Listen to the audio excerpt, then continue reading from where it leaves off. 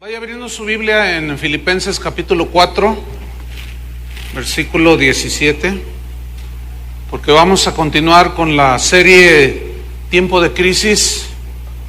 Este es el tema número 5, que se titula El dar bajo la gracia. El dar bajo la gracia. Filipenses 4, 17. Dice Pablo: no es que busque dádivas, sino que busco fruto que abunde en vuestra cuenta. La gracia de Dios nos impulsa a dar de nuestros recursos para la obra de Dios, para el sostenimiento y la expansión de la obra de Dios. El corazón del cristiano ha sido transformado por la gracia de Dios, pero al ver la generosidad de nuestro Señor, por la gracia misma de Dios, comienza a operar en nosotros una ley mayor que va transformando nuestro corazón, y es conforme a la nueva naturaleza que Dios nos ha dado. Y esas evidencias de que tenemos la nueva naturaleza, de que somos hijos de Dios, una de las evidencias es la generosidad que muestra alguien que ha sido abrazado por la gracia de Dios. Entonces, la generosidad en un cristiano es una evidencia de que sus intereses están en el cielo, no están en la tierra. La generosidad en un cristiano es una evidencia de que sus anhelos están en Dios y no en las riquezas materiales. La generosidad en un cristiano es la evidencia de que en verdad está buscando el reino de Dios y su justicia, porque sabe que Dios le añade todas las cosas para que viva en este mundo, entre tanto que Él viene.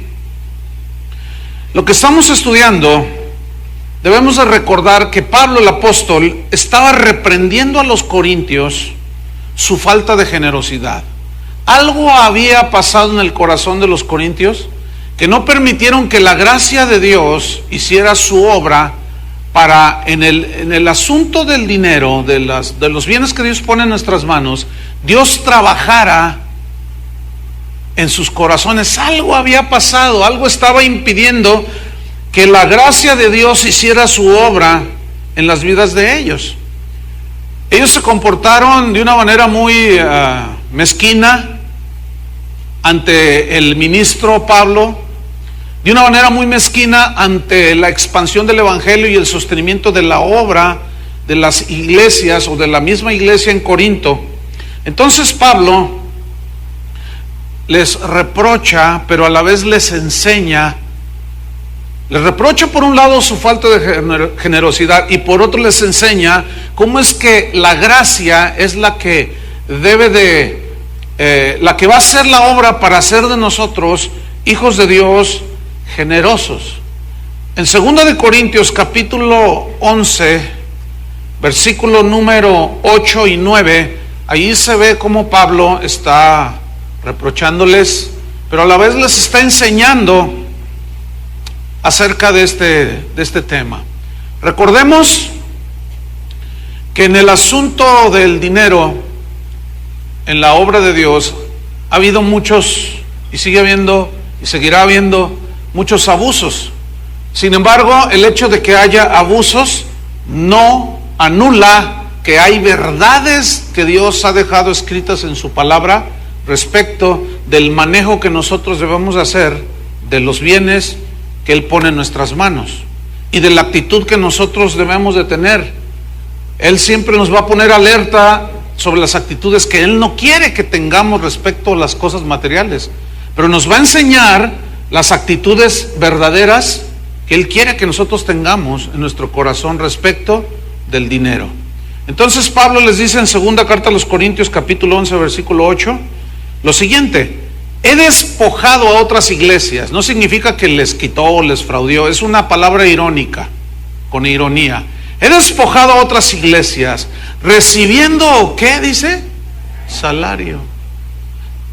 recibiendo salario para serviros a vosotros, corintios. O sea, ellos no fueron capaces de sembrar lo material cuando Pablo estaba sembrando en ellos lo más importante, que era lo espiritual.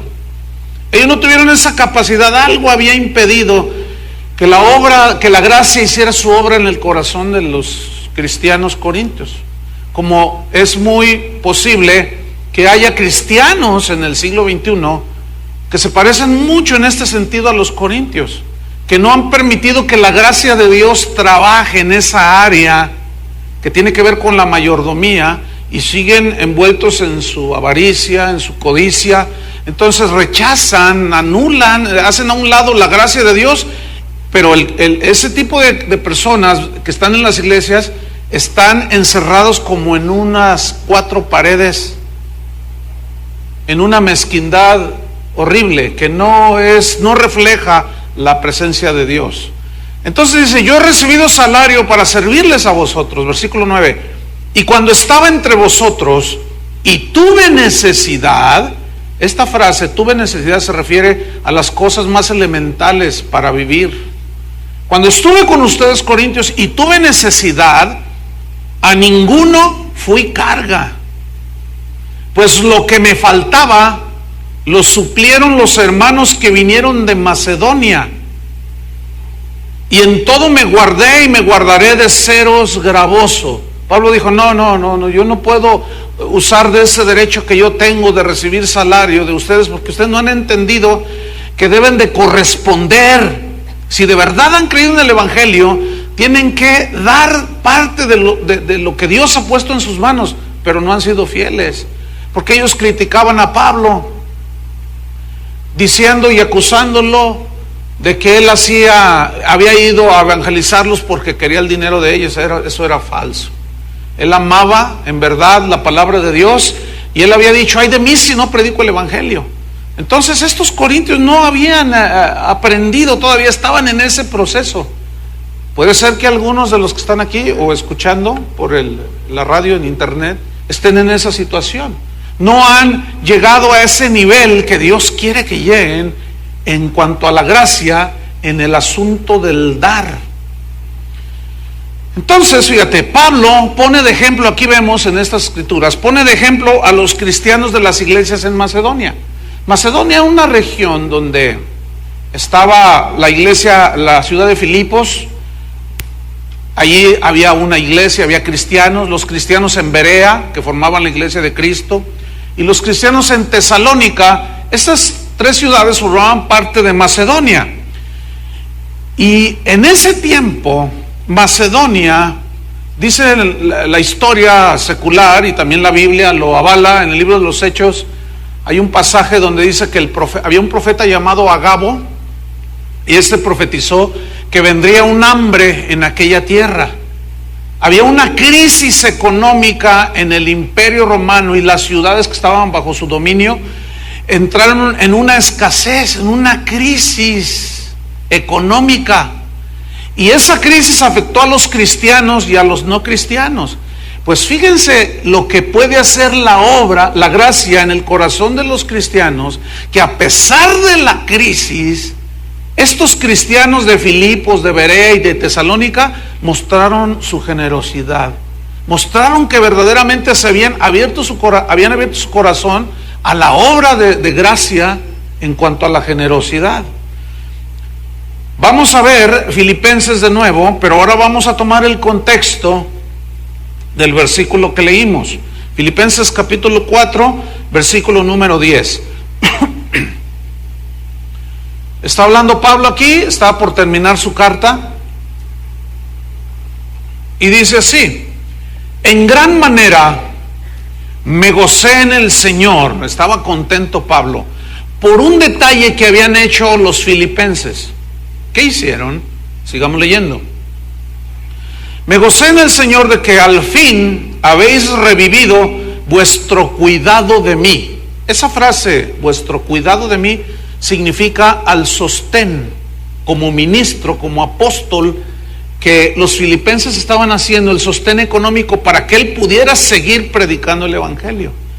Dice: entonces estoy muy contento porque ustedes han revivido vuestro cuidado de mí, de lo cual, dice el versículo 10, también estabais solícitos, pero os faltaba la oportunidad.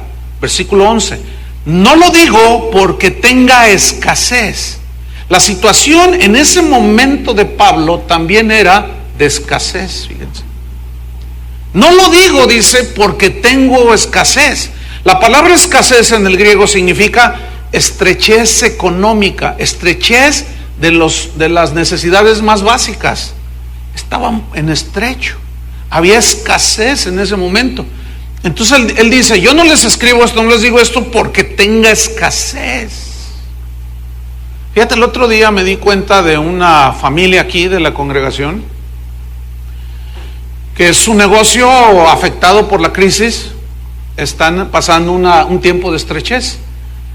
Y me hablaba con él y después por correo electrónico. Me decía, estamos muy contentos porque hemos visto la gracia de Dios manifestada en nosotros. Dice, hoy, pastor, a las 5 de la tarde, esto fue la semana pasada, comimos nuestra primer comida del día a las 5 de la tarde.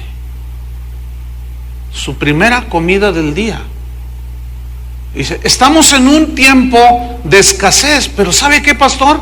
Estamos muy contentos. Es algo inexplicable. ¿Cómo explicarle?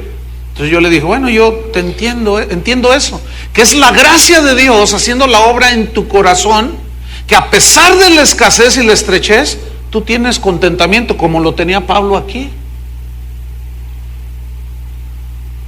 Muchos de ustedes hicieron sus 3 comidas, tal vez la mayoría, durante la semana pasada, ¿verdad? Pero hay otros que no. Pero así como Pablo mostraba contentamiento, dice, no lo digo porque tenga escasez. Sí, síganme ahí, pongan sus ojos en el versículo 11. Pues he aprendido a contentarme. Aquí el verbo clave es aprender. He aprendido a contentarme. Todo en la vida se aprende por repetición. Y Dios de cuando en cuando nos prueba en la escasez y en la abundancia para enseñarnos y aprender a estar contentos en cualquier situación en la que estemos. Entonces Pablo dice, he aprendido a contentarme cualquiera que sea mi situación, cualquiera que sea. Yo he aprendido a mantener el gozo de Dios. He aprendido a mantener la paz en mi corazón. Y luego dice en el versículo número 12, sé vivir humildemente y sé tener abundancia. Aquí el verbo sé vivir humildemente es de saber, del verbo saber. He sabido, he aprendido a contentarme cualquiera que sea mi situación. Sé vivir en escasez y sé vivir en abundancia. El problema con los cristianos de hoy es que se les ha enseñado a vivir solamente en la abundancia, dando un evangelio medio torcido de que Dios te quiere rico y si eres pobre estás bajo maldición, dicen. Si así fuera, entonces Pablo en ese momento estaba bajo maldición. Eso me comprueba a mí que la Biblia tiene razón en cuanto hay de todo en la vida de un cristiano. Y lo que están enseñando por ahí algunos falsos maestros de que Dios te quiere hacer rico y que no tienes que padecer necesidad es mentira. Yo me quedo con la Biblia. ¿Usted con qué se queda? Porque a fin de cuentas, ahora que el mundo entra en una crisis, a ver todos esos qué van a hacer. Como no han aprendido, no saben, no entienden, se van a frustrar todos. Algunos de ellos van a entrar en condenación porque no les enseñaron la palabra de Dios, no les enseñaron a saber vivir en la escasez y en la abundancia. Entonces, esto me demuestra a mí que Pablo, la paz que Pablo manifestaba, el gozo que él manifestaba, no dependía, fíjense bien, de la situación económica que él tenía en ese momento. Él decía que él sabía vivir en escasez y tenía gozo y paz, pero también sabía vivir cuando había abundancia y tenía gozo y paz. Así debe ser un cristiano. Su situación presente o futura, no debe, escúcheme bien, no debe de mover o de quitar el gozo que Dios nos ha dado. En otras palabras, la vida de un cristiano no depende de la abundancia o de la escasez. ¿Me entiende? Porque ese tipo de cosas y de situaciones siempre las vamos a tener. Entonces, hay que aprender. Hay algunos que no saben vivir en la escasez y están frustrados, se sienten fracasados, no son hombres de éxito, les dicen algunos por ahí. Entonces se sienten que no son nada, se sienten que no. Pero luego otros tampoco saben vivir en la abundancia, porque en cuanto la logran, se van al mundo, se van a los placeres del mundo, empiezan a malgastar como el hijo pródigo, a despilfarrar. Eso significa pródigo, era un despilfarrador. Entonces hay que aprender, hermanos. Sigo leyendo. En todo, estoy en el versículo 12, en todo y por todo estoy enseñado. Fíjate, en todo y por todo significa en cualquier situación, yo estoy enseñado. Y eso es lo que en este momento yo quiero enseñarles a ustedes, dada la situación que está prevaleciendo en el mundo, que la crisis en la que entró el mundo también afecta a los negocios de los cristianos, ¿sí o no? También afecta a los trabajos de los cristianos, ¿sí o no? Entonces tenemos que saber cómo vamos a enfrentar y a sortear la crisis en la que está metido el mundo. A nosotros no debe de movernos de nuestra fe y nuestra confianza. Entonces Pablo decía, en todo y por todo estoy enseñado. Sigo en el 12. Así para estar saciado como para tener hambre. Así para tener abundancia como para padecer necesidad. Fíjese las dos. ¿Sí? Versículo 13. Todo lo puedo en Cristo que me fortalece. Pregunta, la frase todo lo puedo en Cristo, ¿a qué se refiere todo lo puedo en Cristo? ¿Alguien me puede decir? Según el contexto, a que podía vivir en la escasez y nada lo movía. Podía vivir en la abundancia y nada lo movía. Todo lo puedo en Cristo que me fortalece. Tengo fuerzas para soportar cuando estoy en escasez y tengo fuerza y sabiduría para soportar la tentación cuando hay abundancia. Qué bueno está esto. Versículo 14. Sin embargo, dice Pablo, bien hicisteis en participar conmigo en mi tribulación. Pregunta, ¿qué significa allí mi tribulación? Mi escasez, muy bien.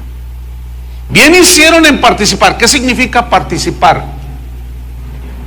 Que dieron para el sostenimiento y la expansión del Evangelio y que Pablo pudiera seguir predicando y extendiendo el Evangelio. Hicieron bien. Y tú haces bien cuando en medio de la crisis tú sigues dando para la expansión del Evangelio. Hacemos bien cuando lo hacemos, hermanos.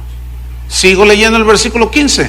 Y sabéis también vosotros, oh filipenses, que al principio de la predicación del Evangelio, cuando partí de Macedonia, ahí está la región de Macedonia, ninguna iglesia participó conmigo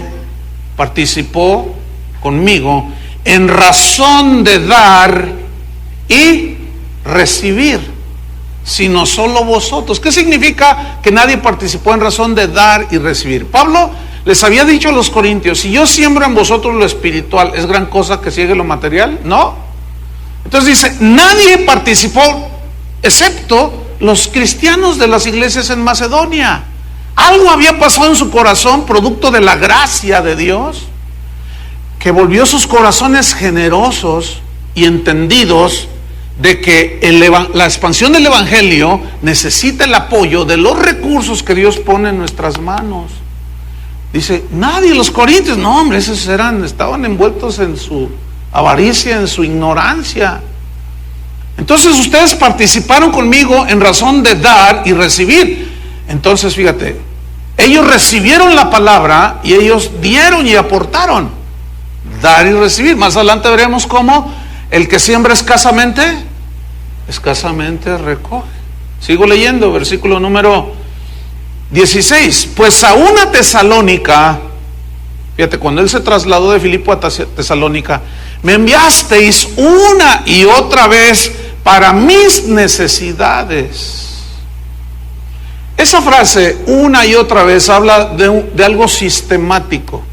Pablo les enseñó a los corintios y les dijo, cada primer día de la semana, según cada uno haya prosperado, aparte algo para que lo entregue cada que se reúnen.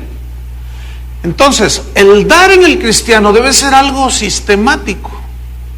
Me enviasteis una y otra vez para mis necesidades, para que yo pudiera seguir predicando el evangelio. ¿Qué más dice? Versículo 17. No es que busque dádivas. Yo no busco regalos económicos. Yo no busco riquezas quitarles a ustedes. Yo no busco dádivas, decía Pablo, sino que busco fruto que abunde en vuestra cuenta. Es decir, ustedes son cristianos, filipenses. Yo no busco su dinero, porque Dios no necesita nuestro dinero. Dios lo que necesita y quiere y anhela de nosotros es nuestro corazón. Si tiene tu corazón, tiene tus recursos. ¿Sí o no? El asunto es el corazón. Entonces Pablo dice, yo no busco dádivas. Yo no ando solicitando dádivas. Yo lo que quiero es ver que ustedes de verdad han creído en el evangelio. Por lo tanto, ustedes van a apoyar con lo que Dios les da. Y ese es un fruto de generosidad en la vida de un cristiano. Y ese fruto, ese dar, va a quedar a vuestra cuenta.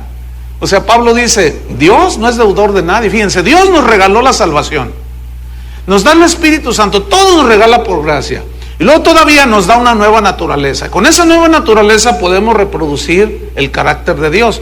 Y todavía cuando lo reproducimos y hacemos el bien, todavía nos premia. Háganme favor. Porque Dios va a entregar galardones a los que fueron fieles. Entonces en el versículo número 18 dice Pablo, pero todo lo he recibido y tengo abundancia. Fíjense cómo Pablo pasó de la escasez a la abundancia por la ofrenda de los filipenses. Si ustedes notan, dice, todo lo recibido, estoy lleno. O sea, estoy satisfecho, estoy contento. Ustedes noten que en la escasez Pablo tenía gozo, en la abundancia seguía con el gozo. Tenía paz en la escasez, tenía paz en la abundancia, porque repito, su vida no dependía de su estado económico y de la situación, su vida interna no dependía de las circunstancias externas. Él era y era, y así debemos de ser los cristianos, hermanos. Que no dependamos nuestro estado interior de, ay, pobre de mí, de lo que hay afuera. Nunca pierdas la paz. Confía plenamente en Dios. De eso se trata, ¿sí o no? Entonces dice en el versículo 18, pero todo lo he recibido y tengo abundancia, estoy lleno. Habiendo recibido de Epafrodito lo que enviasteis. Es decir, que Epafrodito fue quien llevó la ofrenda personalmente a Pablo, de parte de los filipenses. Dice, mira, te envían esto. Y dice Pablo, olor fragante, sacrificio acepto, agradable a Dios. Estaba contento. Y les dice, lo que ustedes han hecho, filipenses, es de olor fragante. Y hace una alusión al incienso que se quemaba en el templo. Olor fragante, que Dios olía esa fragancia y le agradaba. Sacrificio acepto, agradable a Dios. Y enseguida en el 19 viene un versículo que es de los más mal citados y más manipulados dentro del cristianismo del siglo XXI. Versículo 19, ponga sus ojos ahí. ¿Qué dice? Mi Dios pues suplirá todo lo que os falta conforme a sus riquezas en gloria en Cristo Jesús. ¿Por qué dije yo? Uno de los más mal interpretados y de los más mal usados y de los más manipulados. Porque mucha gente no dispara ni en defensa propia. Hay cristianos metidos en las iglesias que no dan ni no dan. Sin embargo, les viene el tiempo de escasez. Pastor, ore por mí, le dicen al pastor. Entonces, ¿qué pasó? Tengo una necesidad económica, mi negocio, pastor, no sé. No se preocupe, mi Dios pues suplirá todo lo que le falta conforme a sus riquezas en gloria en Cristo Jesús. Sí, nada más que la frase, mi Dios pues, esa palabrita pues, tiene que ver mucho con el contexto de arriba, los versículos de arriba. Es decir, Pablo dice, ustedes me enviaron, me sostuvieron, dieron para la extensión del evangelio. Es un sacrificio de ofrenda agradable a Dios. Por lo tanto, mi Dios suplirá todo lo que les falta. Entonces, escúcheme bien. Si alguien que dice que es cristiano está metido ahí en alguna iglesia y no da, este versículo no opera. Porque después vamos a ver cómo Pablo dice, el que siembra escasamente, ¿qué? Escasamente segará. Entonces Pablo comienza a enseñar acerca del dar bajo la gracia. Entonces, escúcheme bien, si usted no detiene aún en tiempo de crisis lo del César al César, el gobierno se cobra, ¿sí o no? Pero acá es voluntario, ahora bajo la gracia, es lo que vamos a estudiar. Pero si usted detiene aún en la crisis, se detiene también la provisión de Dios, el suplir de Dios. ¿Por qué? Porque no está dejando que la gracia penetre en su corazón para hacer de usted un cristiano generoso. Generoso con el pobre que necesita, generoso con el vecino, generoso con sus hijos, generoso con su familia, generoso en la extensión del evangelio, que eso es lo que en realidad el Señor quiere formar en nosotros. Entonces vamos a ver el dar bajo la gracia. Hay toda una enseñanza muy interesante al respecto. Vaya conmigo a segunda carta a los Corintios, capítulo 8.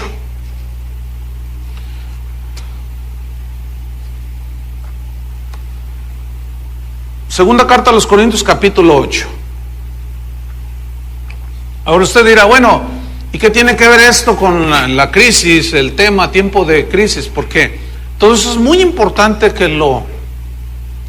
nosotros lo aprendamos, porque nos va a ayudar a enfrentar los tiempos presentes y nos va a ayudar nos va a enseñar a que nosotros debemos de ser constantes como los filipenses en nuestro dar para la extensión del evangelio a pesar de todo. Y aquí en este capítulo, sobre todo el 8 y el 9, nos muestra claramente una enseñanza maravillosa respecto del dar bajo la gracia. ¿Están listos?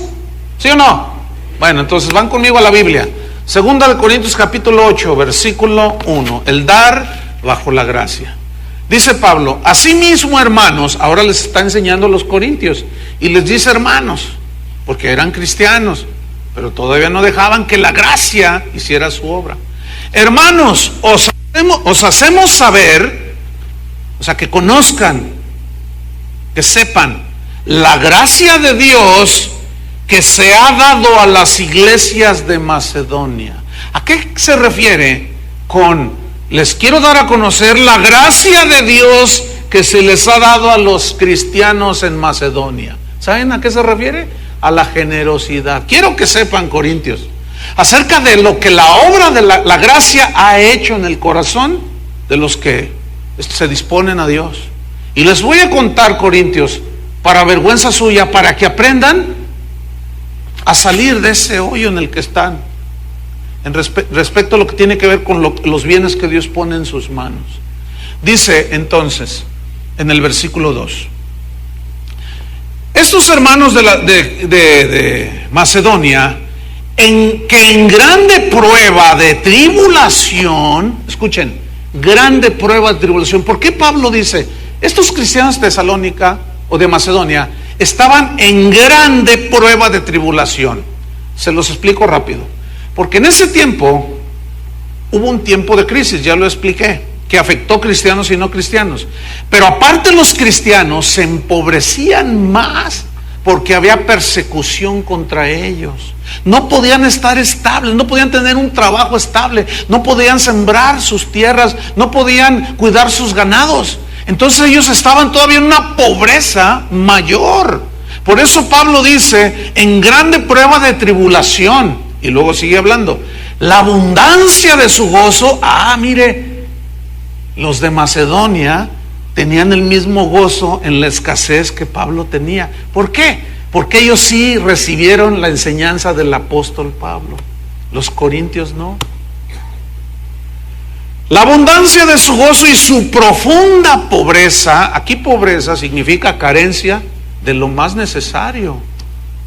Su profunda pobreza, dice, abundaron en riquezas de su generosidad. Wow, qué versículo, hermano. No sé si lo alcanza a ver o no. Grande prueba de tribulación. Tenían gran gozo.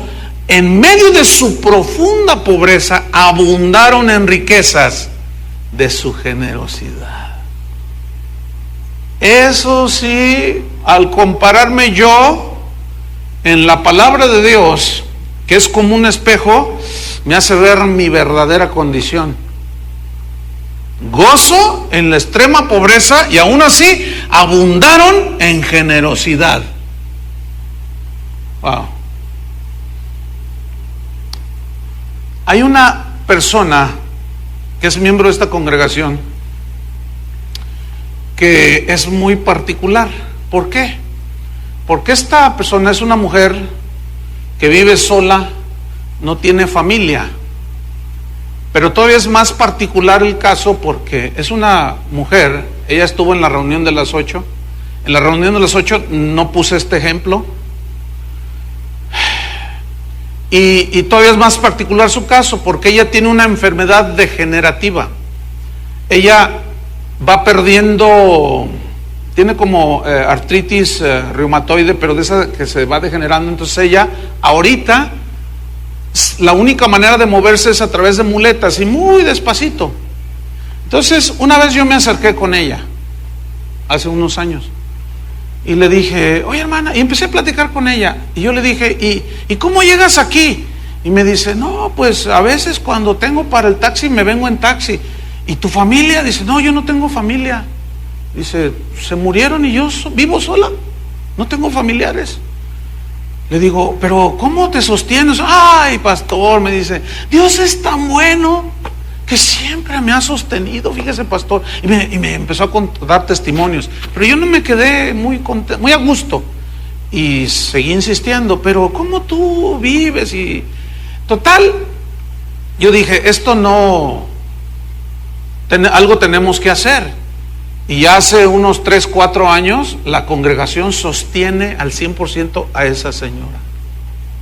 Pero eso no es lo importante de esta historia. ¿Sabe qué es lo impactante de esta historia, hermano? Que esa mujer que vive en extrema pobreza, yo le encargué a Adrián que fuera a ver dónde vivía y me dice, pastor, vive en extrema pobreza, dice. Entonces nosotros le rentamos una casita humilde pero un poco mejor. Pero eso no es lo que yo quiero mencionar, sino quiero mencionar que esta mujer en su profunda pobreza, ¿sabe qué hace, hermano? Si tiene un pan y se lo va a llevar a la boca y ve que alguien lo necesita, lo parte en dos y va y le da. De su profunda pobreza. Es más, hermano, fíjese. Me dice Adrián, que después la visitó, me dice, oye, la hermana, dice, ¿qué crees? Tiene unos perritos ahí que recogió de la calle y que le dijo, hermana, pero ¿por qué metiste esto? Se estaban muriendo de hambre, pastor. No podía ni a unos perritos.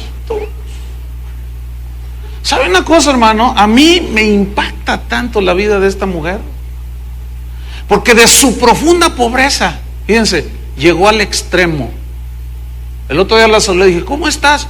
Me dice, bien, pastor, pero quisiera que me ayudara a orar, dice, porque fíjese que recogí a un niño de la calle. Yo, ¿cómo?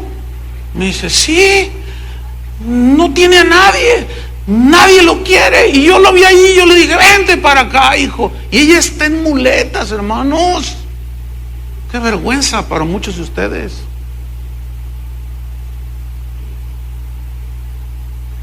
Dice, lo recogí, lo metí a la escuela, está en la primaria, fue y lo inscribió. Dice, mire, y Dios me da para comprarle sus cuadernitos. Dice, pero pastor, me dice, no ve. Me dijo la maestra que no alcanza a ver. Dice, se lo traigo para que ore. Le digo, sí. Pero yo le dije, mire, también vaya con este hermano. Y hay un hermano aquí que tiene un negocio vende lentes. Entonces ese hermano es muy generoso. Y para los gorrones no les voy a decir quién es. Y ni vengan. Y se lo envié.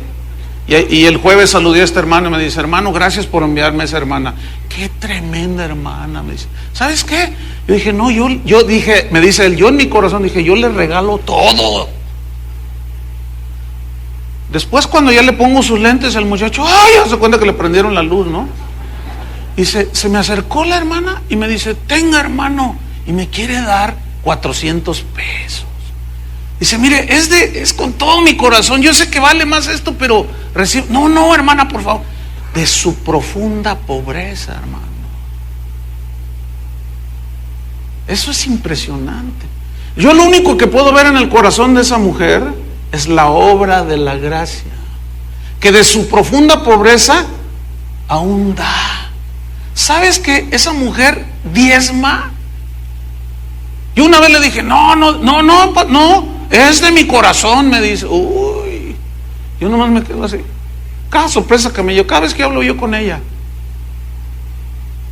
Y así estaban los filipenses, los de Macedonia, en su profunda pobreza, dice, abundaron en riquezas de su generosidad, versículo 3. Bueno, eso nos enseña que debemos de dar a pesar de nuestra necesidad, hermanos. Manifestando la obra de gracia en nuestro corazón, versículo 3. Pablo dice, pues doy testimonio, a mí me consta, decía Pablo, de que con agrado han dado, refiriéndose a los cristianos en Macedonia, han dado conforme a sus fuerzas y aún más allá de sus fuerzas dieron en medio de su profunda pobreza.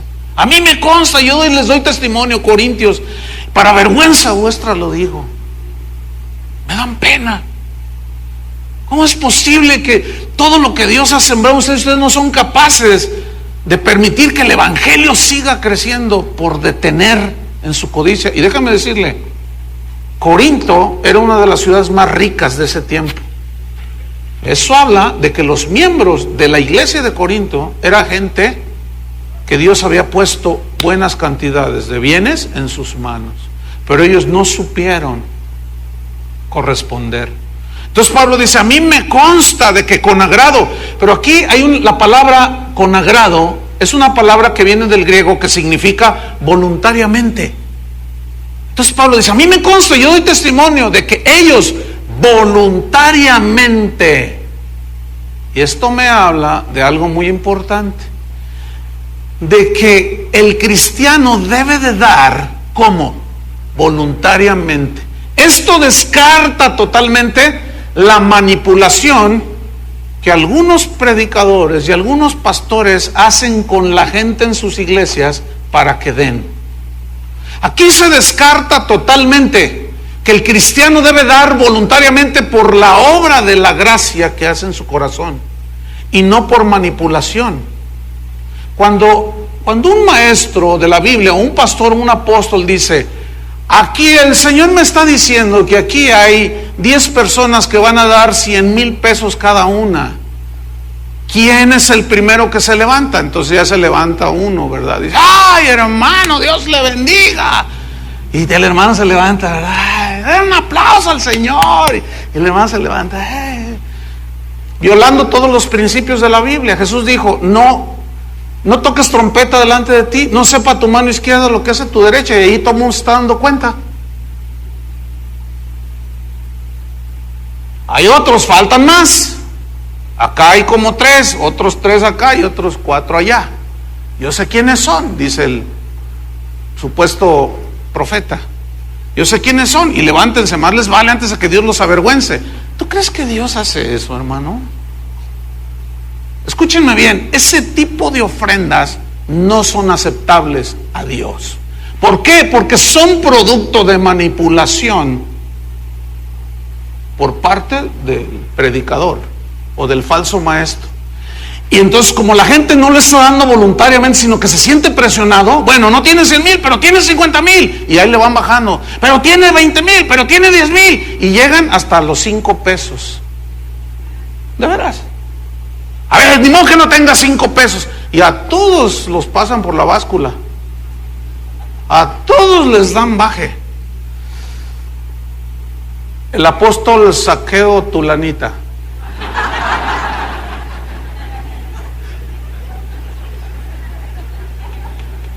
Hermanos, escuchen bien, no se dejen manipular por nadie. Lo que tú decidas dar, lo que tú decidas hacer con lo que Dios pone en tus manos, es algo que Dios te dice a ti, te pone en tu corazón, transformado por la gracia. ¿Cuántos dicen amén? Entonces dice, con agrado dieron, conforme a sus, y más aún allá de sus fuerzas. Esto nos habla que debemos de dar voluntariamente. Versículo 4, pidiéndonos, fíjate esto, está muy interesante, pidiéndonos los de Macedonia con muchos ruegos, nos rogaban que les concediésemos el privilegio de participar en este servicio para los santos. ¿Cuál privilegio? El de dar. Entonces aquí hay un principio, y es el siguiente: los cristianos de Macedonia tenían el dar por un privilegio. Seguramente, tal vez no, la Biblia no lo menciona, pero es posible que Pablo les haya dicho, ¿saben una cosa? Están en extrema pobreza, espérense un poco. No, te rogamos, Pablo, no nos quites esta bendición, te lo rogamos, Pablo, déjanos participar. Entonces Pablo se sorprende todo, y la palabra privilegio de participar es una palabra muy interesante, porque es en el griego, en el idioma que se escribió esta carta, aparece la palabra charis, y charis es la que se traduce por gracia, y es la gracia que recibimos de Dios. Entonces lo que están haciendo aquí los de Macedonia es lo siguiente: nosotros, Pablo, recibimos de gracia, déjanos dar de gracia. No es, cuando nosotros damos, en otras palabras están diciendo, no es para comprar las bendiciones de Dios, como algunos hoy las venden y otros las compran. No es para eso, sino como una demostración de que Dios ha orado en mi corazón al respecto. Déjanos participar, Pablo, en este privilegio. Entonces, cuando tú das para la obra de Dios, debes de considerarlo un privilegio, una gracia que Dios ha operado en tu corazón. Sigue diciendo el versículo número 5. Fíjate, Pablo se sorprende y dice, y no como lo esperábamos, o sea, ni yo me esperaba semejante ejemplo de generosidad, sino que asimismo, dice, asimismos se dieron primeramente al Señor y luego a nosotros por la voluntad de Dios. Aquí hay un principio escondidito que habla de que los cristianos en Macedonia, cuya gracia había producido generosidad, estos tenían el dar como un privilegio, pero también formaba parte de su adoración, porque dice que se dieron al Señor, se entregaron al Señor. Entonces, si el Señor tiene tu corazón, tiene tus bienes, ¿sí o no? El problema es la manipulación y el abuso, pero eso no anula las verdades de Dios. Entonces Dios está interesado en tu corazón, porque Dios no tiene necesidad, Él es el Señor, pero Él nos prueba en lo que pone en nuestras manos. Eso ya lo hemos explicado. Entonces nota cómo Pablo mismo está sorprendido, y dice, porque estos cristianos primero se dieron al Señor y luego a nosotros. Una vez escuché un testimonio de un misionero que había ido a evangelizar al África, y dice que se metió entre la selva y evangelizó una tribu que se empezaron a convertir, eran miles. Entonces dice que las reuniones eran al aire libre. Entonces él les recogieron una ofrenda, Pero como eran miles, ellos pusieron unos canastos bastante grandes. Entonces dice que la gente pasaba y daba lo que ellos tenían. Entonces dice que de pronto una negrita se paró enfrente del canasto, hacia un lado, dice, y me miraba, y yo estaba así, dice el misionero, y yo la miraba ahí, y me miraba, y luego miraba el canasto, y dice el misionero, y yo pensé, ay, a lo mejor quiere agarrar y correr. Dice, y yo la noté extraña, pero ella me miraba, y luego miraba al canasto, y en un descuido así que yo tuve, que pega un brinco la negrita, y que se mete al canasto. Se metió. Entonces, Entonces los edecanes ahí, ¿qué hacemos? Pues ya iban a recoger las canastas. Pues llévensela, y se llevaron la canasta con la señora adentro, con la negrita. Cuando estaba ya, le preguntaron, ¿por qué hizo esto, señora? Y la negrita contestó, es que yo no tengo una moneda, pero yo me doy toda. Hagan de mí lo que quieran, véndanme de esclava, hagan lo que quieran, pónganme a hacer algo y lo que me paguen yo lo doy para el Señor. Eso se llama darse todo. Qué ejemplos, ¿no? Qué historias. Y eso fue lo que hicieron exactamente los cristianos de Macedonia, se dieron a sí mismos. Y luego dice Pablo, se dieron a nosotros también, como prueba de que la gracia había trabajado en ellos. Sigo leyendo. De manera, versículo 6, que exhortamos a Tito, otro colaborador de Pablo, para que tal como comenzó antes, asimismo acabe también entre vosotros esta obra de gracia, que era el recoger las ofrendas, llevarlas y entregarlas para que el ministerio siguiera. Versículo 7. Por tanto, dice Pablo, como en todo abundáis, en fe, dice, en palabra, en ciencia, en toda solicitud y en vuestro amor para con nosotros, abundad también en esta gracia. Fíjate, los corintios, primero, los macedonios abundaban en fe, en palabra, en conocimiento, en solicitud, y demostraban su amor dando. Y Pablo les dice a los corintios, miren, ustedes tienen fe, porque ellos eran los que tenían fe para recibir el don de milagros, para recibir poder de Dios. Ustedes tienen fe, ustedes han tenido palabra, ustedes tienen ciencia o conocimiento, pero ellos fue a los que les dijo que el mayor de todo es el amor. Porque ellos hacían muchas cosas, se ponían muy espirituales, hablaban en lenguas y todo, pero había un área en la que ellos no habían crecido, no habían madurado, y era precisamente en la cuestión de dar para la extensión del evangelio.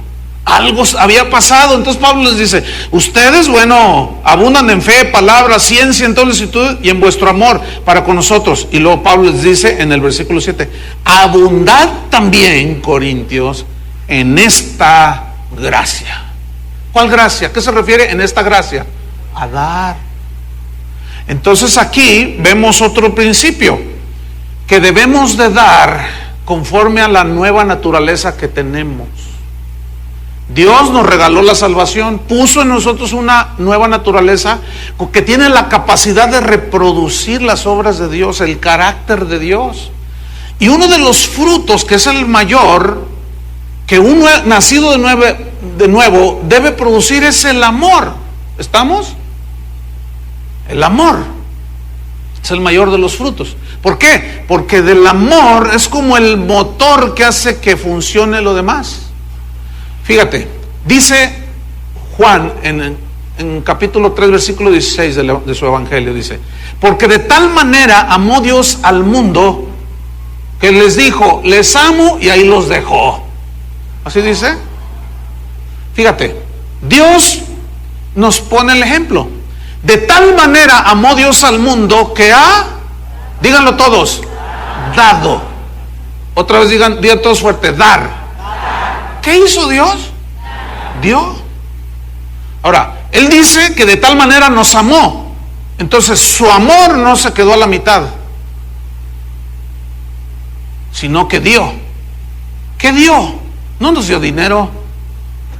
¿Qué dio? No nos dio la luna. ¿Qué dio? Lo mejor que tenía, a su Hijo. Es decir, que si nosotros decimos que somos hijos de Dios, que Dios es amor, tenemos que reflejar, sí o sí, si somos nacidos de Dios, en su momento, debemos de reflejar y reproducir el corazón generoso que Dios tiene. ¿Cuántos dicen amén? De otra manera, se duda que eres nacido de Dios. ¿Cómo puedes decir yo amo a Dios, pero no hay una correspondencia?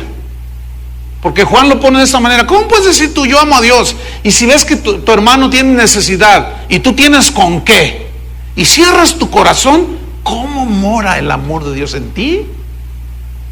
No hay una congruencia allí.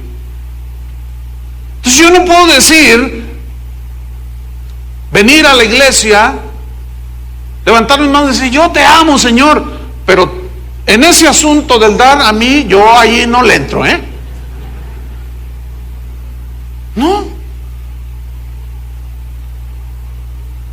Algunos han subido en ese escalón, en ese otro nivel más alto de experimentar esa gracia. Es más, fíjense, Pablo le dice a los romanos que aún Dios, por la gracia, a algunos les da el don de dar.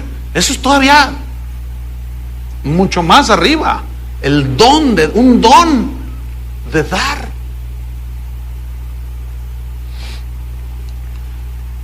Versículo 8.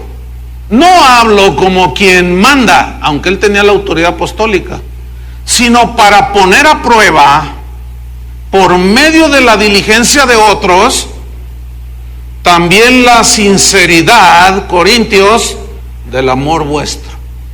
En otras palabras, demuéstrenlo, ¿no? Se han portado mal. Es como el marido que maltrata a la esposa, la ofende, la pone en evidencia delante del compadre, se ríe de ella delante de los amigos. Y luego acá en secreto le dice, ay mi amor, tú sabes que te quiero mucho. Y la señora lo mira así, te amo mucho, le dice. Juan Pistolas, ¿verdad? Tú sabes que te amo. Entonces ya llega un momento en que la señora desesperada dice, pues demuéstramelo ya, Juan. Mucho, bla, bla, bla, bla, bla, y no me demuestras nada. Así hay algunos cristianos metidos en las iglesias. Cómo amo a Dios. Pero son más agarrados. Son como sanguijuelas. Nomás chupan, dame. Como el zángano. Viviendo siempre de otros. Dios les da y ellos retienen. Dios les da y ellos retienen. Qué feo es eso. Qué horrible es eso. No dejan que la gracia opere en sus corazones. Esa es una triste situación, ¿no creen? Entonces Pablo les dice, por la diligencia de los cristianos de Macedonia, Corintios, vamos. Así también ustedes demuestran la prueba de vuestro amor. Versículo 9. Pablo alude precisamente a la generosidad de Dios que dio a Jesús, fíjate. Porque ya conocéis la gracia, el favor, el dar de nuestro Señor Jesucristo, que por amor a vosotros se hizo pobre, siendo rico, para que vosotros con su pobreza fueseis enriquecidos. Y aquí habla de riquezas espirituales, Versículo 11. Bueno, vamos a leer el 10, dice. Y en esto doy mi consejo, porque esto os conviene a vosotros, Corintios, que comenzasteis antes. No solo a hacerlo, sino también a quererlo. Desde el año pasado, fíjate, desde el año pasado no hacía nada. Tremendos, ¿no? Versículo 11. Ahora pues, Corintios, llevad también a cabo el hacerlo. Porque eran como esos que, como ahorita, miren, estoy seguro que algunos de ustedes están ahí, no, sí, yo he sido malo, no, pero ahora sí, y salen y se les olvida. O sea, nomás se quedaron en la buena intención. No, no, Padre, sí, ahora sí, vas a ver, Señor, así te voy a dar. Y luego ya vienen a la próxima reunión y pasan el cesto de las ofrendas y levantan las manos. Oh, cuánto te amo, Señor, y pasa el cesto. Oh, cuánto te amo. Y tienen así puras buenas intenciones. Entonces Pablo dice, ustedes lleguen de la buena intención, lleguen al terreno de los hechos, mis estimados corintios. Entonces, así pues llevad también a cabo el hacerlo, para que como estuvisteis prontos a querer, pues todos quieren, ¿no? Es el típico, ¿no? Si yo te pregunto, si tú tuvieras $1,000,000, ¿darías 10,000 para la obra? ¡Claro que los doy! Claro, no los tienes. Si tú tuvieras $10,000,000, ¿darías uno para la obra del Señor? Me canso, pastor, que sí. Fíjate, se cuenta de un hombre que le dio un infarto. Entonces se puso muy delicado y estaba ahí en convalecencia en el hospital. Y en eso pues llegan unos abogados buscándolo al que le daba el infarto, pues estaba en el hospital, para comunicarle que le habían dejado una herencia de $10,000,000. Entonces la familia dijo, oye, ¿cómo le hacemos para eso? Porque era pobre, vivía en la pobreza. Dijo, si le decimos le da un infarto, dice, ¿cómo le hacemos? Entonces uno dijo, ya sé, vamos a decirle al pastor que vaya, lo atienda y le diga a él de una manera así sabia. Entonces el pastor llega y, ¿cómo estás, hermano? No, pues aquí voy, pastor. Y dice, oye, hijo, ¿qué harías si recibieras una herencia de $10,000,000? Y dice, pastor, de seguro daría 5 millones para la obra del Señor. Y que le da un infarto al pastor.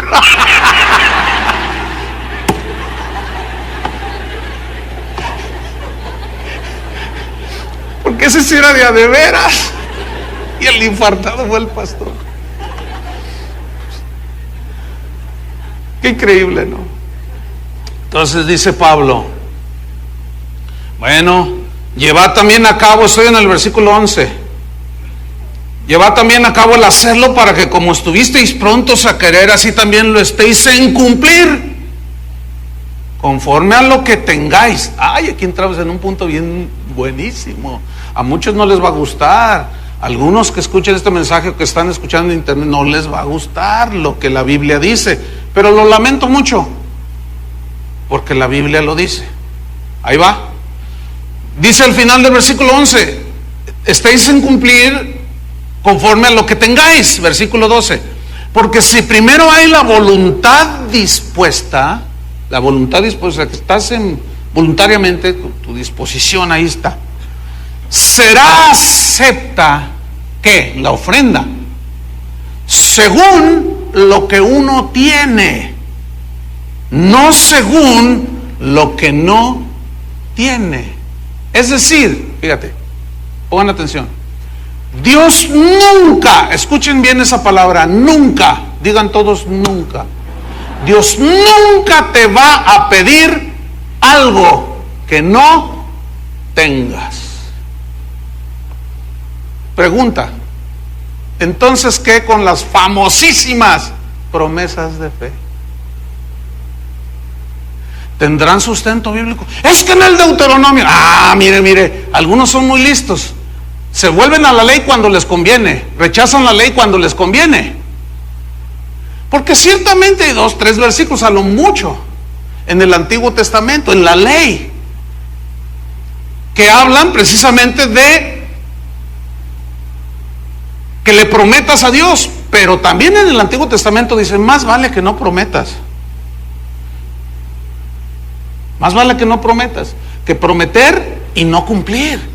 Por eso Jesús en el Nuevo Testamento dijo, vuestro sí sea sí, vuestro no sea no. Nunca juréis por nada, vuestro sí sea sí. Pero en la cuestión del dar, escúchame bien, en el Nuevo Testamento, bajo la gracia, ya no hay un solo pasaje en la Biblia, ni una alusión a las famosísimas promesas de fe, que es donde más se abusa.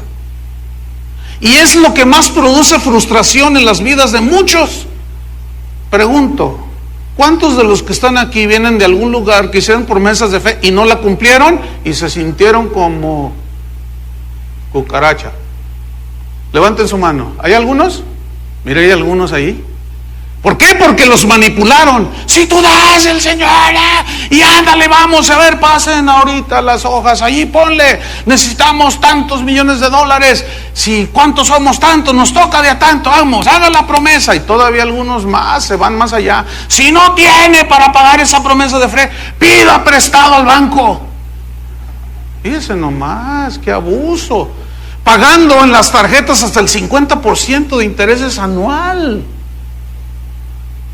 ¿Ustedes creen que Dios te endeuda para que le des? Esa es una incongruencia, esa es una inconsistencia pavorosa.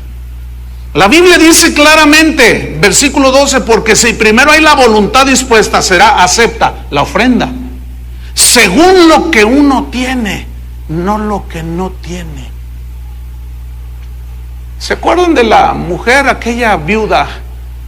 Jesús, dice el Evangelio, estaba parado junto al arca de las ofrendas.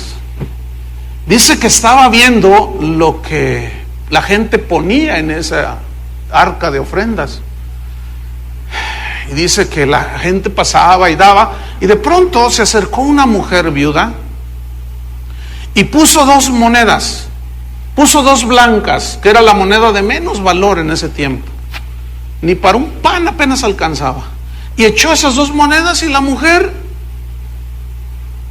ella no sabía que Jesús sabía que era todo lo que tenía. Entonces pone las 2 monedas, se da la media vuelta y se va. Y Jesús levanta la voz y dice: ¡Ey, escúchenme! Y todos voltean. Dice: ustedes, la mayoría de ustedes dieron de lo que les sobraba, pero esta mujer, dice, ha dado más que todos vosotros.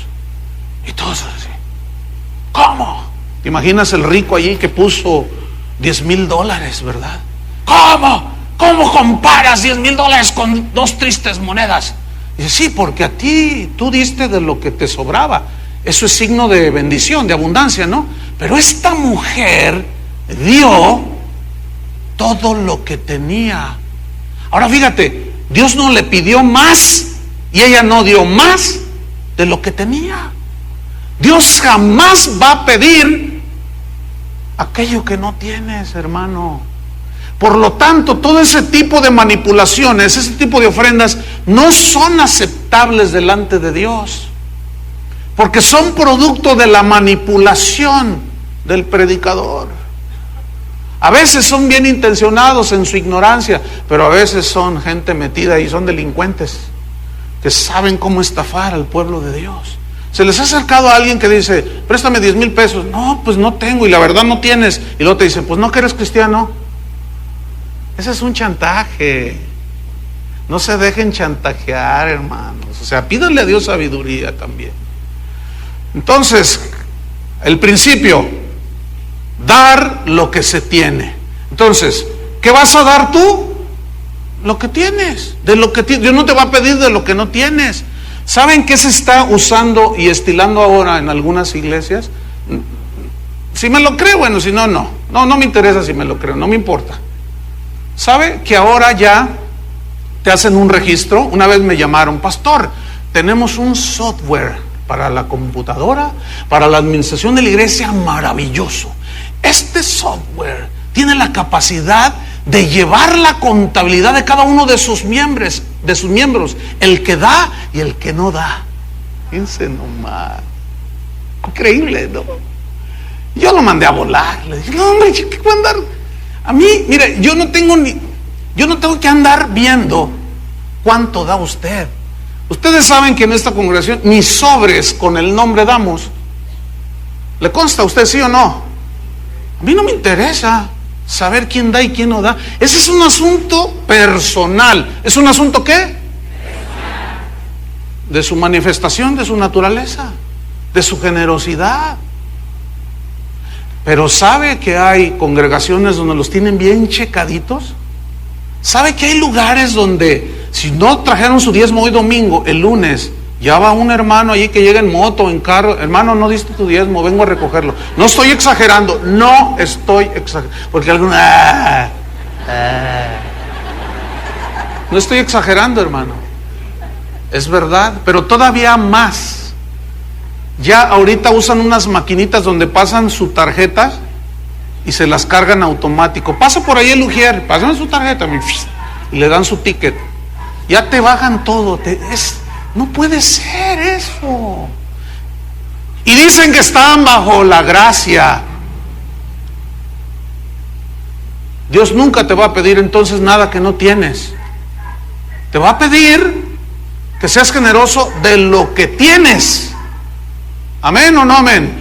Bueno, seguimos adelante para terminar. Dice versículo número, vámonos hasta el capítulo 9, el siguiente capítulo 9, vámonos rápido, versículo número 6. Fíjate lo que sigue produciendo la gracia. Ahora, aquí vamos a ver un principio de cómo el dar bajo la gracia produce una cosecha en distintas medidas. Según dejes operar la gracia en tu corazón, es como tú das y es como cosechas. Fíjate, 2 Corintios 9:6, ¿ya lo tienes? Dice, pero esto digo, dice Pablo, el que siembra escasamente, también segará escasamente. Y el que siembra generosamente, generosamente también segará. Es decir, hermano, fíjate, si tú bajo la gracia dejas operar esa gracia en lo que tiene que ver con la administración de los bienes que Dios te da, entonces al momento de proponer en tu corazón dar, entonces si tú das generosamente, ¿cómo vas a cosechar? Eso lo dice la Biblia. Ciertamente ha sido muy manipulado esto, ciertamente. Pero repito, eso no anula la verdad que existe aquí. Pero también dice que si tú siembras escasamente, escasamente segarás. Ahora, ¿cómo es que Dios mide la generosidad? Déjeme ponerle un ejemplo. Mira, supongamos que yo tengo $10,000. Menciono dólares porque nos escuchan en todo el mundo, entonces la gente relaciona más en dólares, por eso menciono dólares, ¿no? Porque nuestros devaluados pesos, pues esos ahí los dejamos. Bueno, entonces, supongamos que yo tengo $10,000 y usted tiene $1,000. Entonces, yo doy, de esos 10,000, doy $50. Y el que tiene 1,000 resulta que da 500. ¿Quién dio más? ¿Quién dio más? El que dio 1,000. Ahora, ahí va. Otro ejemplo también así extremo para que usted lo entienda. ¿Quién dio más? ¿La viuda aquella que dio 2 moneditas o los que dieron lo que les sobraba? Ahora, ¿cómo es que Dios mide la generosidad? ¿Por la cantidad? No la mide por la cantidad que usted da, sino en la proporción. La generosidad Dios la mide en la proporción en lo que usted tiene. Otra vez, Dios mide la generosidad no por la cantidad, sino la proporción que usted da de lo que tiene. Otra vez, yo tengo $10,000. Ahora doy $1,000. Usted tiene $1,000 y usted da $500. ¿Quién da más? El de los 500, ¿verdad que lo entendió? ¿Por qué? Porque su proporción fue de 50% y mi proporción fue de 10%. Fue más generoso el que dio 500 que yo que di 1,000. ¿Por qué? Porque la proporción es muy diferente. Entonces lo que Dios mide es la proporción. ¿Ya lo entendieron? De lo que se tiene. Vámonos sobre el final. Versículo número 7. Pero cada uno dice, fíjate, esta frase, cada uno te incluye a ti. Es decir, Cualquiera que dice, yo soy hijo de Dios, nacido de nuevo, pero a mí no me involucran en este asunto, no, estás mal. Porque dice aquí Pablo claramente, dice, cada uno, ese cada uno eres tú, y hasta los que están durmiendo allá arriba. Tú, yo, todos. Cada uno que, todos fuerte, cada uno que, de. Cada uno de. Y luego dice, ¿cómo? Como propuso en su corazón. ¿Te estás dando cuenta la libertad que nos está dando? Pero yo no estoy bajo la ley, yo no diezmo. No, yo tampoco. Porque no estoy bajo la ley, estoy bajo la gracia. Y la gracia ha transformado mi corazón, que yo no me fijo en el 10. ¿Por qué? Porque la gracia me ha transformado, la gracia te transforma y te vuelve más generoso y estás encima de la ley. Entonces, cuando dice cada uno dé como propuso en su corazón, ahí es donde se ve qué tanto la gracia ha obrado en tu corazón. Porque Dios te está dando ahora la libertad, no te está exigiendo. Te está diciendo, vas a dar cada uno como propone tu corazón. Tienes $1,000,000 de pesos y das 10 pesos, pues eso es lo que tú propusiste. ¡Qué generosidad! La tuya, chico. Cada uno dé como propuso en su corazón. Y luego nos dice cuál debe ser la actitud interna. Dice, no con tristeza, ni por necesidad, porque tengo que hacerlo. No, mira. Si alguno aquí, hace rato que pasaron a los canastos de las ofrendas, dio con tristeza, ahí van. No, ¿sabes qué? Esa ofrenda no fue aceptable delante de Dios.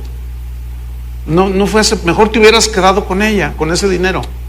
Si alguno dio porque tiene que dar, viejo, ándale, vamos a dar los diezmos. No, pues es que no me ajusta, dice el viejo, ¿no? No me ajusta. Y luego la señora le dice, pues por eso no nos ajusta, viejo, porque no damos. No, nomás echa este billetillo allí. Ya, aunque sea media bendición, dice el Señor. Eso es lo que Él propuso en su corazón. Entonces lo está dando con tristeza y porque tiene que hacerlo, porque si no Dios no me bendice, tengo que hacerlo. No han entendido. Si alguien da de esa manera, no ha entendido. Tienes que hacerlo con alegría, como un privilegio, demostrando el amor que Dios, la gracia que ha operado en tu corazón. Entonces dice, nadie dé con tristeza ni por necesidad. No es así bajo la gracia.